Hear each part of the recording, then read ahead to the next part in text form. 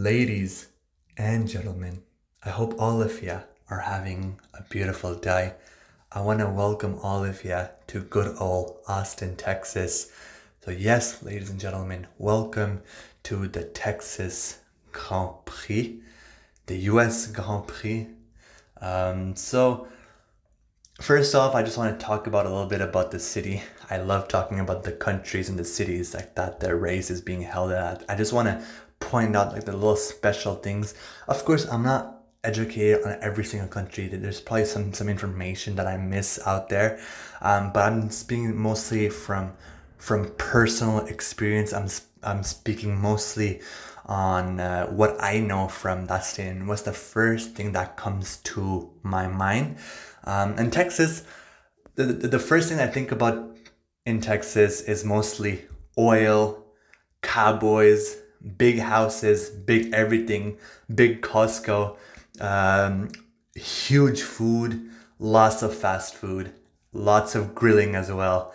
Mostly very hot. This is like the only things that really come into my mind.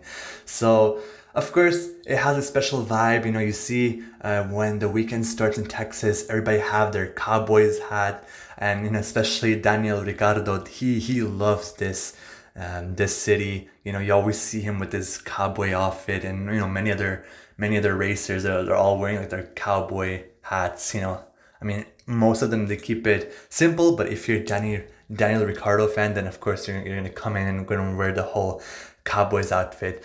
I was surprised to see Zhou Guanyu. He was wearing a cowboy outfit as well. It was pretty special to see. You don't expect something from a lad like Zhou Guanyu. So it was special to see. It has its own vibe.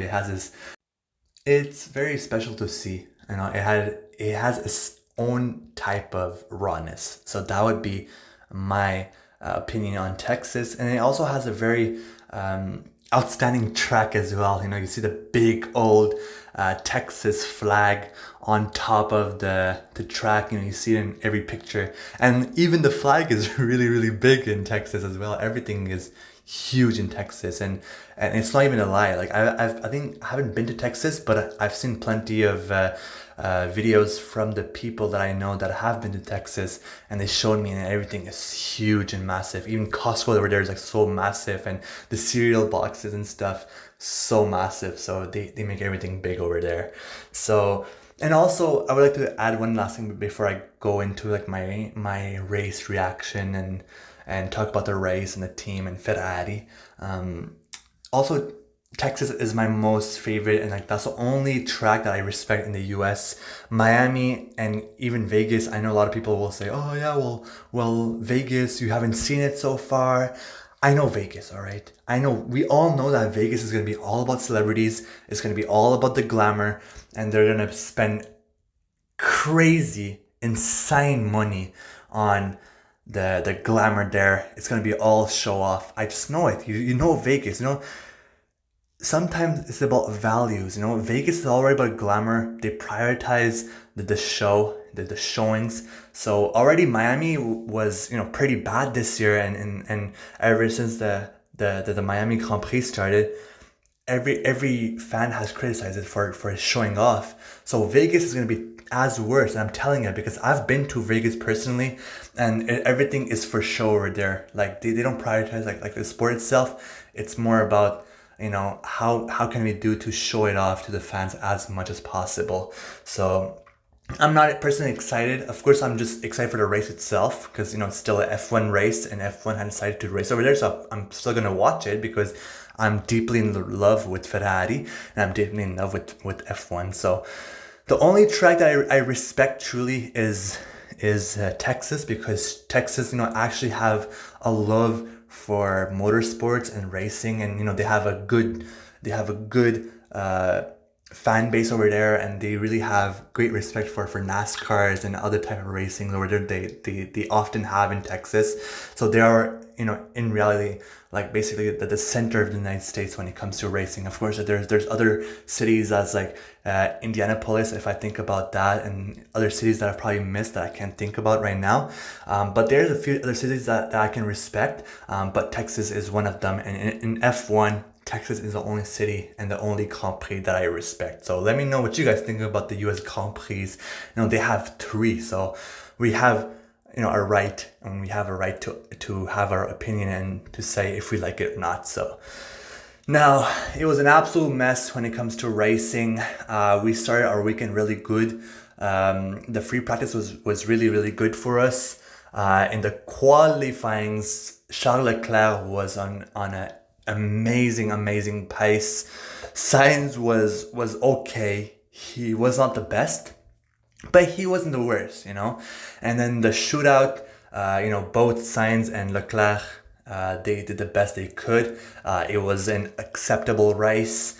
It was a good shootout. We did the way we could, and Sainz was literally on, I think it was the hard tires that he was on, and we wanted to test those for the race. So I feel like it was more of a testing than to get that P1 for Sainz and Leclerc. We were trying to see where we could and get ready for the race. And then here comes race day yesterday, and here everything collapsed. Charles Leclerc did not get a good start at all. Lando Norris he took off, and that should have been Leclerc's. I mean, I know that there's a lot of controversy going on.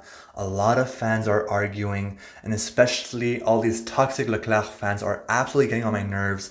They're absolutely plastic Ferrari fans that are once again showing up, and it's absolutely fucking frustrating to me. It's just that I put the team first. Of course, I love Sainz, I love Leclerc, but we gotta put the team first. I fell in love with Ferrari, and when you put the team first, that's the true level of sporting. That's how sporting should be. I understand Ferrari makes a lot of mistakes, but it's intense. F1 is intense. I think we all forget that all of these, they're really highly educated. Like they all went to universities. They all have a high level of education, and it takes time to develop in F1. And Ferrari, and I'll only talk about Ferrari, but I know all the other F1 teams, it takes time to develop, and especially for Ferrari, we have a brand new team. We have Frédéric Vasseur, who is a brand new team principal, and it's his first year. Don't forget this. And then we have I think his name is Diego Leverno, who is the technical. I think he's the strategist, if I'm not wrong, or I think sporting director, if I'm not wrong. And then we have Ravin Jain. I think he's the head of strategies. So we have, overall behind the closed doors, we have brand new everything. So we have to keep that in mind. We have to keep in mind that all of our team are pretty brand new, and it takes time to build some chemistry, because teams like Red Bull, teams like Mercedes, they have plenty of chemistry. They have, all their teams are mostly all intact together. So they have a high level of chemistry, they have a high level of competence, and they have a high level of comprehension, and they're really well connected together. While as in Ferrari, we had to go in major changes. We had to change everything because things were just not working out, and we kept screwing up, and we came so close last year to winning a championship with Charles Leclerc, and we all know how that ended. It was an absolute heartbreak for us, the Ferrari fans. I won't forget this. So it was time for a change, and we got the change. So now we have to just keep it patient. So it was a tough start by Charles Leclerc, and that was, I'm not gonna lie here, I'm gonna be hella honest. I love Sainz, I love Leclerc, don't forget this. But that was on Leclerc, and then Norris and Verstappen was just way too fast. The Mercedes were way too fast for us, but we managed to beat George Russell, so that's really, really good. But Lewis Hamilton, we had no chance to catch him, and also Lando Norris, I think at the end, Sainz tried to catch Norris, but it was just a little too late. So once again, there's a lot of other controversy as well with the one stop.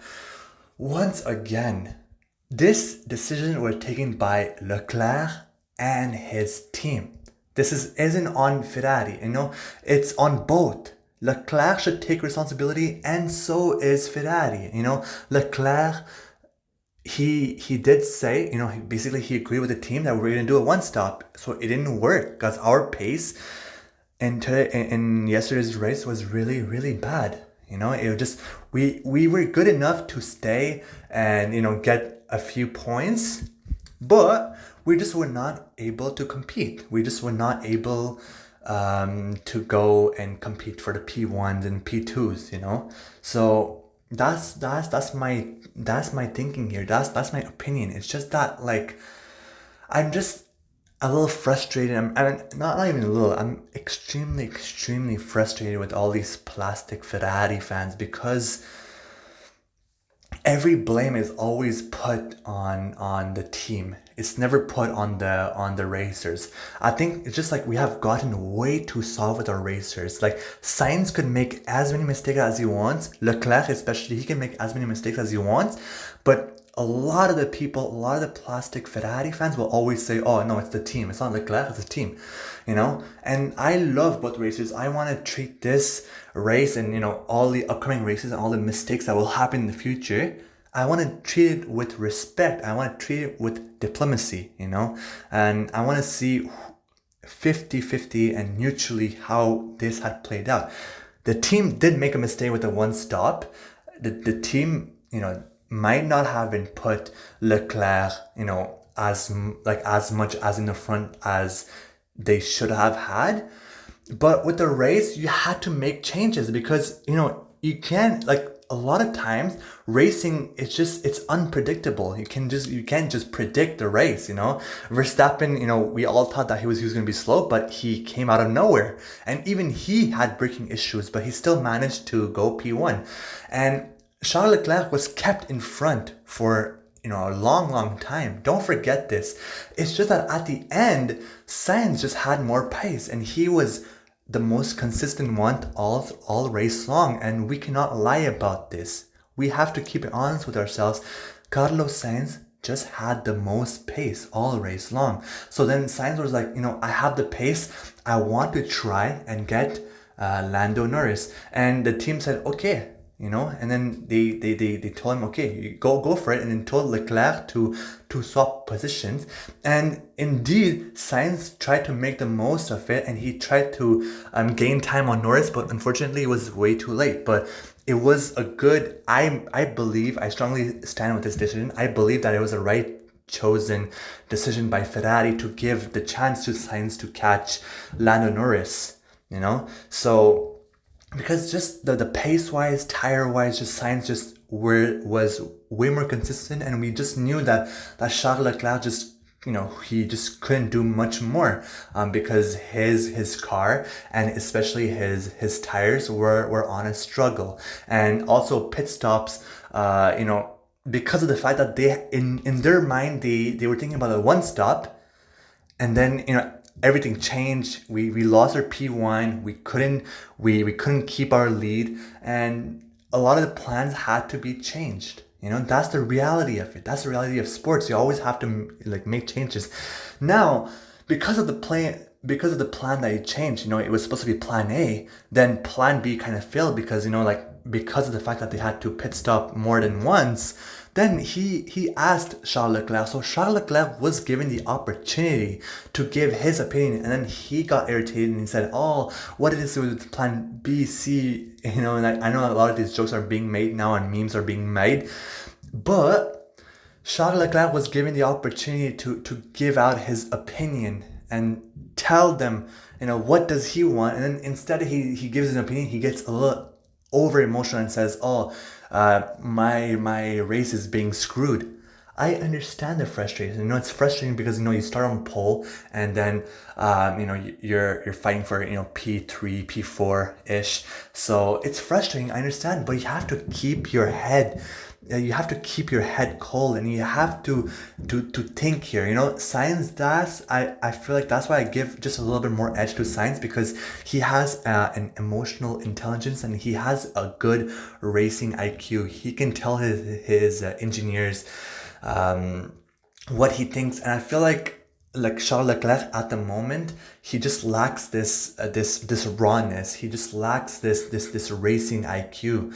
You know, he gets a little too emotional at times when things don't go his way. You know, but overall, Overall, let me know what you guys think about this race, because that was a really, really intense one. And then at the end, we just got the news right now that Lewis Hamilton and Charles Leclerc have been officially disqualified from the race. So they will all have do not finish, no points, basically disqualification from the race due to technical branches and and I think they had a legal floor. They didn't meet the requirements of the floor. It was, I think it was too low, if I'm not wrong. I think Diego Loverno explained it, but that, I'm not trying to get into details. My only concern is just like the disqualification, so it doesn't really matter anymore. And this is really controversial. I'm not gonna get into the details, but I think it's absolutely rubbish. It's absolutely insane, dumb decision by the FIA. The FIA has really failed in the last few years. It's getting absolutely insane. But I'm not gonna speak more. If I speak, I'm in big trouble. But yeah, it's just now all the race just gone into flames for Charles Leclerc. So now coming into this, into this race, doesn't even mean anything anymore, because he got a disqualification. But on the other hand, Carlos Sainz has been moved up, so he finished P4, but now he has a podium, so he has finished in P3. So highs and lows, very, very highs and lows for us. It's a race to forget. We had a good pace. We started really, really strong in the qualies, in the free practices, but then the race day was really, really intense. Very, very disappointing as well. We thought we could have competed against the Mercedes, against Lewis Hamilton, or even against Lando Norris even, and potentially even win the race. That was our main plan. And then everything basically went into flames, and then a lot of changes had to be made during the race, and it was just a race to forget. But that's what racing is all about. We tend to forget that F1 is by the minute, it's by the second. You don't have time to think. You don't have time to waste around thinking about it. You just have to act. So it's really, really intense. And I understand your frustrations. I understand that Ferrari have gotten a lot of years. We have went through a lot in 2023 right now, in 2022, in 2020, 2021, like all these years we have gotten through heartbreaks after heartbreaks after heartbreaks. And I totally understand the frustration. I get frustrated a lot. I get irritated. I throw some insults. I cuss a lot when I watch Ferrari. I have had some happiness, but I've had way more frustrations than happiness, and I get it. But I just feel like I have to put these emotions aside and be professional about it, because that's the best way to talk about sports and talk about Ferrari, regardless of our emotion. That's my personal opinion. But if you guys have your own opinion, let me know. I still respect everybody's opinion, and Ferrari definitely needs to improve. And there's now we have to shift our focus towards Mexico, because this was a very dramatic weekend, a lot of stress, a lot of frustration, and then it ended up in just nothing but misery. We got P3 for Sainz. At least we got a podium, but then our other racer, Charles Leclerc, he got disqualified, which caused a lot of rage. Even enraged me. I was frustrated too. I learned about it. I was like, no way, we worked so hard for this. Are you serious? And I still am extremely pissed off against the FIA. They really did both. Even Lewis Hamilton, Lewis Hamilton had one hell of a race, and everything went to flames, everything for nothing. Extremely frustrating, extremely disappointing. But I will tell you that I won't make any longer videos, but we keep fighting. So Forza Ferrari. Let's just keep on focusing on Mexico. So thank you all. Grazie a tutti. Grazie for watching my video. I wish you all a very good day. Take care, everybody. Forza Ferrari. Have a good night.